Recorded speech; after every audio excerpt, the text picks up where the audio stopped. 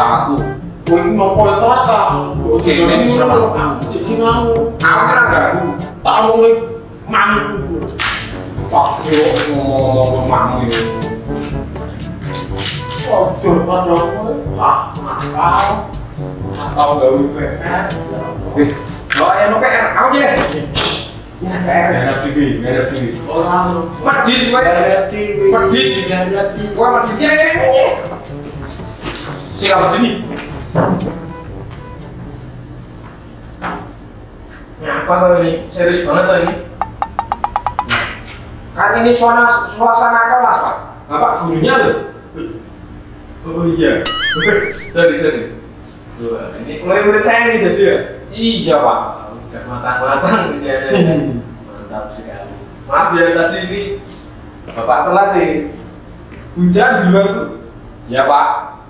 Beri salam. Selamat pagi, Pak Broto. Ya, selamat pagi. Ini yang hadir cuma 2 ya? Iya, Pak. Wes kalau iya lho. Nutupi Pak Broto lho.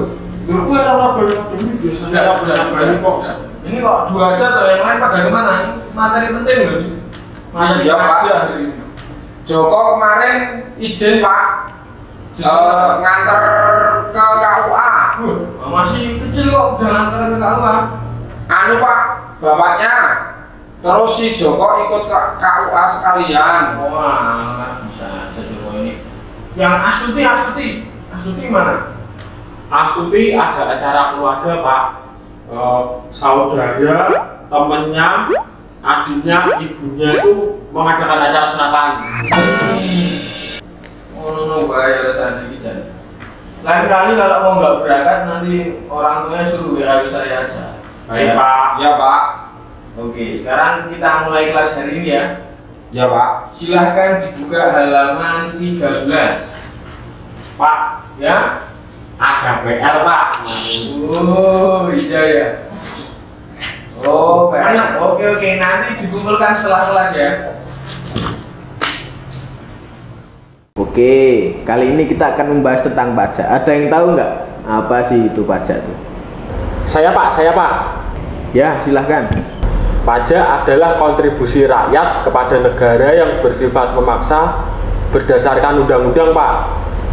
Ya, betul ya. Jadi pajak itu digunakan untuk membiayai kebutuhan negara demi kemakmuran rakyat.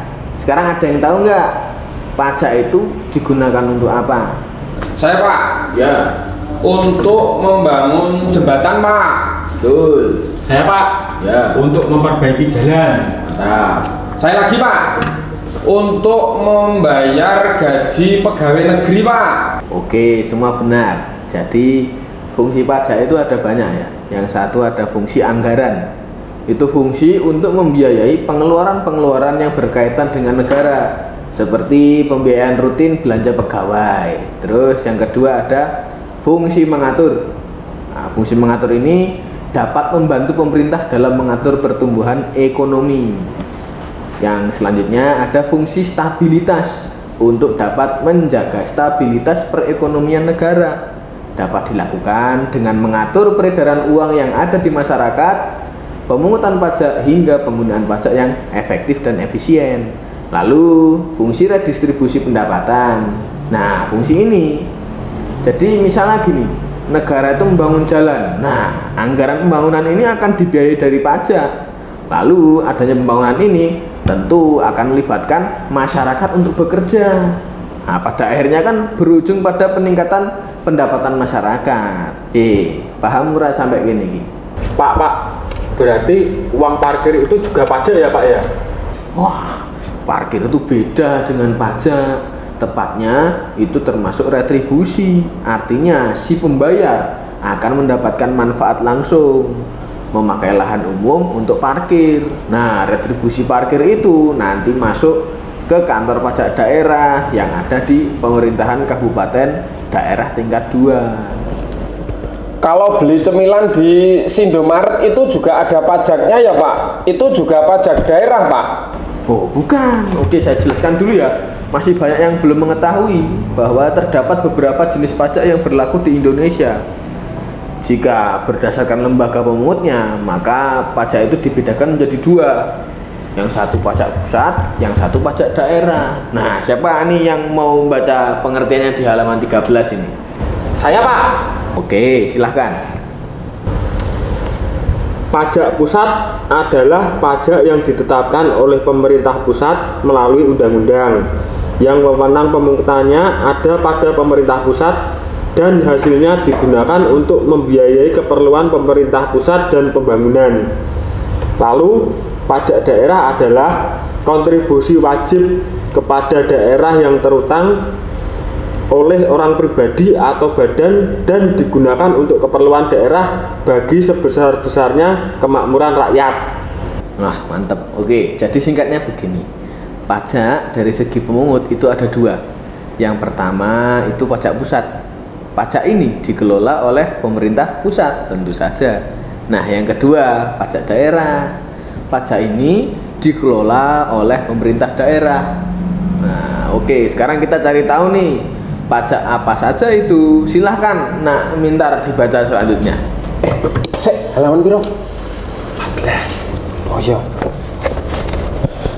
Pajak pusat ada di Indonesia saat ini antara lain pajak penghasilan atau PPh, pajak pertambahan nilai atau PPN, pajak penjualan atas barang mewah atau PPNBM, pajak bumi dan bangunan sektor perkebunan, perhutanan dan pertambangan atau PBB P3 dan bea materai.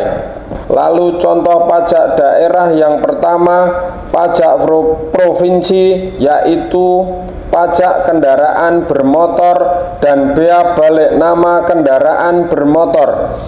Berikutnya pajak kabupaten atau kota yaitu pajak hotel, pajak restoran, pajak reklame, dan pajak parkir. Nah, jadi banyak ya jenis pajak di Indonesia itu. Sebagai warga negara yang baik, maka kita harus mengetahui apa saja jenis pajak itu dan mentaati aturan perpajakan, karena itu salah satu bukti bahwa kita mencintai tanah air kita. Kalau dulu kakek buyut kita bertaruh nyawa dalam perang untuk membela tanah air sebagai bukti cintanya kepada tanah air Indonesia. Nah, pada zaman kita sekarang ini, mencintai tanah air dapat dibuktikan dengan taat pada aturan perpajakan. Oke, sekarang kita bahas pajak penghasilan atau PPh deh. Pajak PPh itu termasuk pajak pusat atau pajak daerah? Pajak pusat, Pak. Nah, bagus, Met. Nah, pajak penghasilan atau PPh adalah pajak yang dikenakan kepada orang pribadi atau badan atas penghasilan yang diterima atau diperoleh dalam suatu tahun pajak. Nah, penghasilan itu mencakup setiap tambahan kemampuan ekonomis yang bisa untuk konsumsi atau menambah kekayaan yang dapat berupa gaji, honorarium, hadiah, keuntungan usaha, dan lain sebagainya. Nah, ini besok tugas kalian menuliskan jenis penghasilan yang ada di dunia ini. Wah, sebanyak-banyaknya ya. Kumpulkan tepat jam 12 siang. Saya tunggu di kantor. Pak. Berarti ayah saya gajinya juga dipotong pajak ya, Pak ya? Iya, kalau sudah melebihi batasan PTKP atau penghasilan tidak kena pajak. Wah, berarti papa saya punya usaha juga harus bayar pajak, Pak? Ya, jika memang sudah memenuhi batasan omset kena pajak. Nanti deh akan saya jelaskan satu-satu ya. Sekarang kita lanjut dulu nih pada pengertian pajak pusat lainnya, yaitu ada PPN. PPN atau pajak pertambahan nilai adalah pajak yang dikenakan atas konsumsi barang kena pajak atau jasa kena pajak di dalam wilayah Indonesia. Contohnya nih kayak tadi ya, misalnya kita belanja di supermarket, kita bisa lihat di notanya, di situ ada PPN 11%. Artinya kita sebagai konsumen harus menanggung PPN ini, bukan tokonya yang menanggung. Jadi kita ini harus bangga karena sudah menjadi pembayar pajak melalui PPN. Pak, kemarin saya disuruh beli beras, tapi di nota tidak ada PPN-nya kok, Pak? Ya, karena tidak semua barang atau jasa itu dikenakan PPN. Ada beberapa yang mendapat fasilitas bebas PPN. Ya, salah satunya adalah barang yang menjadi kebutuhan pokok. Contohnya beras, gandum, telur, susu, buah-buahan, dan sayur-sayuran, serta daging yang belum diolah. Nah, buku-buku pelajaran kalian itu juga bebas PPN. Jadi tidak serta-merta pemerintah itu mengenakan PPN atas semua barang dan jasa. Jika ada barang dan jasa yang dianggap strategis untuk kepentingan rakyat, maka bisa mendapat fasilitas PPN dibebaskan namanya. Terus kalau jenis jasa yang mendapat fasilitas bebas PPN itu contohnya apa aja, Pak? Banyak ya, contohnya ada jasa kesehatan, jasa pendidikan, bahkan kalian vaksin kemarin itu juga mendapat fasilitas bebas PPN. Nah, untuk lebih jelasnya, kalian nanti bisa cek di aturan perpajakan ya, di Undang-Undang Nomor 7 Tahun 2021 di bagian barang dan jasa kena pajak tertentu yang dibebaskan dari pengenaan PPN. Nanti silahkan dirangkum, tulis tangan, besok pertemuan selanjutnya dikumpulkan ke saya juga ya. Baik Pak. Aku dia itu gosong banget kan kayak duit ya. Ora apa-apa tartar. Sekolah yo sik semangat, ben pinter, ben iso meraih cita-cita yang tinggi. Kaya Bu Sri Mulyani kan lho.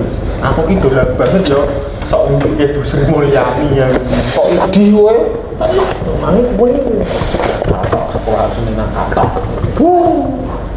Oke, jelas ya. Sekarang pajak pusat yang ketiga itu PPNBM. PPNBM ini adalah pajak yang dikenakan atas konsumsi barang yang tergolong mewah. Jadi yang termasuk barang mewah adalah barang yang bukan merupakan kebutuhan pokok, barang yang dikonsumsi oleh masyarakat tertentu, atau barang yang umumnya dikonsumsi oleh masyarakat berpenghasilan tinggi, serta barang yang digunakan itu bisa untuk menunjukkan status. Oh, kayak mobil mewahnya Kak Raffi Ahmad itu ya Pak ya? Oh iya, contohnya kendaraan yang harganya mahal seperti mobil Alphard, mobil Lamborghini, atau kapal pesiar. Pak, kenapa barang-barang tersebut dikenakan PPNBM, Pak? Ya, supaya tercipta keseimbangan pembebanan pajak antara konsumen yang berpenghasilan rendah dan konsumen yang berpenghasilan tinggi. Itu untuk mengendalikan pola konsumsi atas barang kena pajak yang tergolong mewah. Oh, jadi pajak itu adil ya Pak ya? Oh, jelas itu. Pokoknya semakin kaya seseorang, maka akan semakin banyak juga dia bayar pajaknya. Wah, sudah bel. Oke, mari kita akhiri untuk pertemuan hari ini. Kita cukupkan. Mohon maaf karena saya buru-buru ini sudah dipanggil Pak Kepala Sekolah. Jadi saya cukupkan sekian. Selamat beristirahat. Siap, Pak. Bayarnya, Pak. Bayarnya dikumpulkan sekarang. Nanti aja itu dikumpulkan di meja saya ya. Besok kita bahas. Sudah dikerjakan ya, Pak? Besok kita bahas.